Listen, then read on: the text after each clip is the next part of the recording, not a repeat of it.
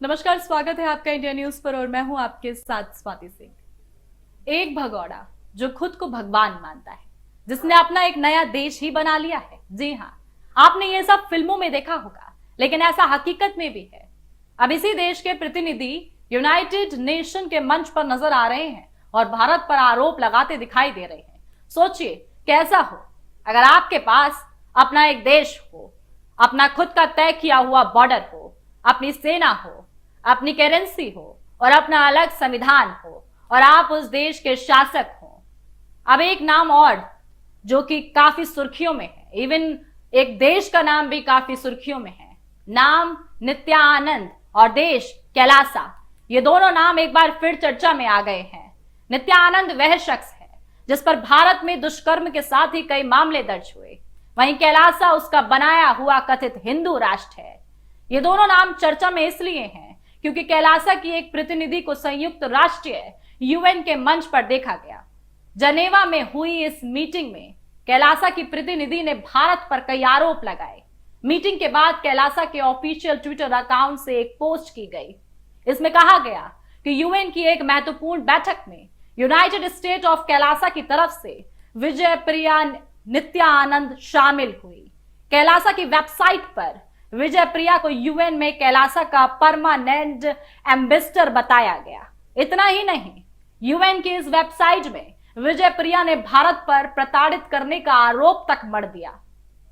वहीं इस विवाद के बीच आइए जानते हैं कि आखिर दुनिया के नक्शे पर नित्यानंद का हिंदू राष्ट्र कैलासा कहां है, इसकी आबादी कितनी है और यहां कौन सा कानून चलता है। एक रिपोर्ट के मुताबिक भगौड़े नित्यानंद का देश कैलासा दक्षिण अमेरिका के इक्वाडोर में स्थित है। यहां उसने जमीन खरीदी और इसे अपना देश घोषित कर दिया। भारत से इस देश की दूरी करीब 17,000 किलोमीटर है। वहीं अगर आबादी की बात करें तो कैलासा की वेबसाइट जनसंख्या को लेकर एक अजीब सा दावा करती है। ये वेबसाइट जहां कहा जाता है कि हिंदू धर्म को मानने वाले 200 करोड़ लोग उनके देश के नागरिक हैं और इसमें 1 करोड़ लोग आदि शिव को मानने वाले हैं। इसके साथ ही अब सवाल खड़ा होता है कि कैलासा में चलने वाले कानून कैसे चलते हैं। कानून को लेकर यह दावा वहां पर किया गया कि यहां शास्त्रों और मनुस्मृति पर आधारित कानून चलता है। यहां रहने वाले लोग मनु के नियमों को मानते हैं। कैलासा की सरकार इसे ही सबसे जरूरी और आधिकारिक धर्म शास्त्र हिंदू कानून की पुस्तक मानती है। वेबसाइट के मुताबिक तो यह तक कहा गया कि इस किताब के जरिए ही 1500 साल पहले प्राचीन भारत में नियम और कानून का पालन किया जाता था। आप लोगों के मन में यह सवाल तेजी से घर कर रहा होगा कि आखिर क्यों पड़ी कैलासा बनाने की जरूरत। आपको बता दें, रेप का आरोप लगने के बाद नित्यानंद डर कर देश से फरार हो गया था। उसे भगौड़ा घोषित कर दिया गया। इसके बाद उसने दक्षिणी अमेरिका के इक्वाडोर देश में जाकर जमीन का एक बड़ा टुकड़ा खरीद लिया और इसे अपना देश घोषित कर दिया। देश का नाम कैलासा रखा गया। नित्यानंद इसे हिंदू राष्ट्र बताता है।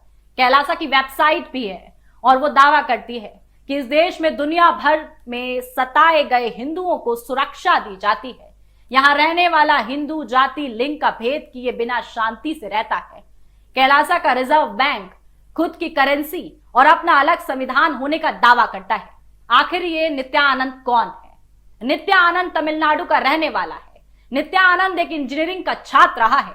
दावा है कि 12 साल की उम्र में ही उसने रामकृष्ण मठ में शिक्षा लेना शुरू कर दिया था। 1 जनवरी 2003 को नित्यानंद ने अपना पहला आश्रम बेंगलुरु के पास मिदादी में खोला। उसके बाद उसने कई आश्रम खोले। 2010 में नित्यानंद पर धोखाधड़ी और अश्लीलता का मामला दर्ज किया गया। उसकी एक सेक्स सीडी सबके सामने आई। मामले में नित्यानंद को गिरफ्तार भी किया गया, लेकिन कुछ ही दिन में उसे जमानत मिल गई। साल 2012 में नित्यानंद पर दुष्कर्म का मामला दर्ज हुआ। इसके बाद नवंबर 2019 में फिर से उस पर 2 लड़कियों के अपहरण और उन्हें बंदी बनाने का मामला दर्ज हुआ। नित्यानंद 2010 में उस समय पहली बार विवादों में आया जब उसका एक आपत्तिजनक वीडियो वायरल हुआ। इस वीडियो में नित्यानंद को एक तमिल अभिनेत्री के साथ आपत्तिजनक अवस्था में देखा गया था। नित्यानंद पर तमिलनाडु के एक दंपति ने आरोप लगाया था कि उसने उनके बच्चों को गैर कानूनी रूप से कब्जे में ले लिया है। उन्हें लेकर नित्यानंद अपने अहमदाबाद के आश्रम में चला गया है। इसके बाद पुलिस ने नित्यानंद पर अपहरण, गैर कानूनी रूप से बच्चों को कब्जे लेने की धाराओं के तहत मामला दर्ज किया था। साल 2019 में वह भारत छोड़कर फरार हो गया था। इसके बाद उसने एक वीडियो जारी कर दावा किया कि उसकी जान लेने की कोशिश की गई, जिस वजह से उसे देश छोड़ने के लिए मजबूर होना पड़ा। नित्यानंद ने दावा किया था कि भारत में कई बार उसकी हत्या की कोशिश की गई, साजिश रची गई। इस तरीके से नित्यानंद आज नित्यानंद बना है और उसने अपना एक देश भी बना लिया है। ऐसी ही तमाम अपडेट्स के लिए हमारे साथ बने रहें और देखते रहें इंडिया न्यूज। धन्यवाद।